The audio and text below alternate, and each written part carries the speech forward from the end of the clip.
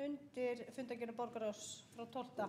Frá 12. september, já. Já, gjörðu svo vel. Frá 5. september. Já, þá hefur borgarfulltrúi Gísli Marteinn Baldursson óskað eftir því að taka til máls út í þessum dagskrárlið.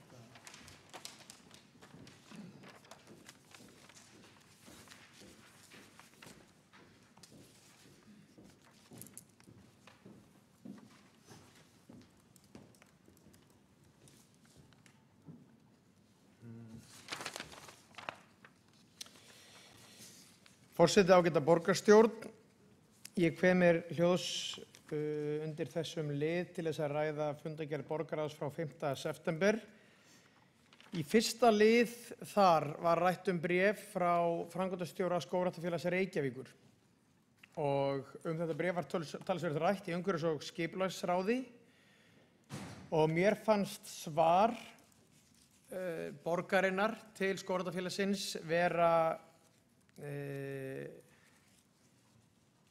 vont og mér finnst það vera svona ákveðin stefnubreyting á því sem að lengst af hefur viðgengist hjá Reykjavíkurborg sem er bæði í samstarfi við Skógræktarfélagið og ýmsa aðra aðila sem eru starfandi hér úti í feltinu, ef svo má segja, að við skulum ekki vera tilbúin til þess að taka betur á móti þeim sem að vilja taka þátt í rekstri og umhirðu borgarinnar með okkur. Hvort sem að ræða frjáls félagasamtök, einkafyrirtæki eða hvað eina. Mér finnst að við hefðum átt að opna faðminn og taka á móti Skógræktarfélaginu. Nú það vissulega þannig að það ekki rekið á dyr.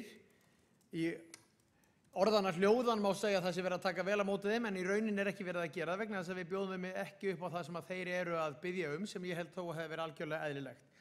Við erum með samning við Skógræktarfélagið að sjá heiðmörkina okkar og það hefur Skógræktarfélagið gert afskaplega vel og þar eru að störfum auðvitað sérmenntaðir menn í rekstri skóga og það eru fleiri skógar í borgarlandinu, ég nefni sem dæmi Öskjuhlíðarskóginn og ég held að það væri vel þess virði að setjast niður með þessum aðilum og reyna að fá þá til þess að taka að sér fleiri lendur í borginni heldur en bara heiðmörkina og fleiri verkefni heldur en bara ad hoc eða tilfallandi verkefni eins og getið í bréfinu til þeirra.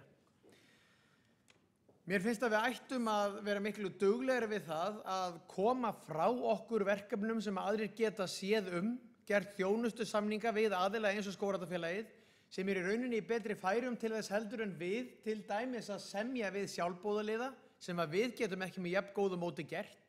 Virkjað fleiri til hugsjónastarfs í þessum efnum heldur en við getum gert. Og svo get ég ekki látið hjá líða hér að lokum annað en að nefna það hvernig Skógræktarfélag Reykjavíkur stóð miklu betri vörð skóginn í Öskjuhlíðinni þegar að flugmála yfirvöld gerðu sér líklega til þess að höggva hann þannig að betur mætti koma fyrir flugvelli í Reykjavík. Þá var það Skógræktarfélag Reykjavíkur sem stóð upp á mótmælti því en ekki okkar ágætu embættismenn sem að hefðu svo sannarlega átt að gera það en virtust algjörlega tilbúin til þess að fella skóginn við eitt orð frá Isavia.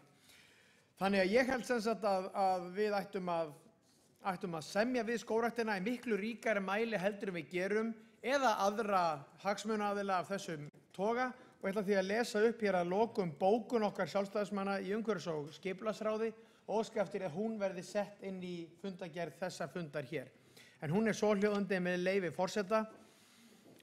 Skógræktarfélag Reykjavíkur hefur séð mikilvæg skógræktarsvæði borgarinnar og langt árabil með miklum sóma. Ósk þeirra að taka að sér fleiri svæði í borgarlandinu ætti að taka fagnandi og hefja viðræður við fulltrúa þeirra útfærslur og þess háttar fyrirkomulags ef til kæmi. Auðvelt að sjá fyrir sér hagræði fyrir borgina og hugmyndaauðgi í nýtingu og umhirðu skóga eins og Skógræktin hefur sýnt í heiðmörk. Í staðinn hafnar meirihlutinn slíku samstarfi.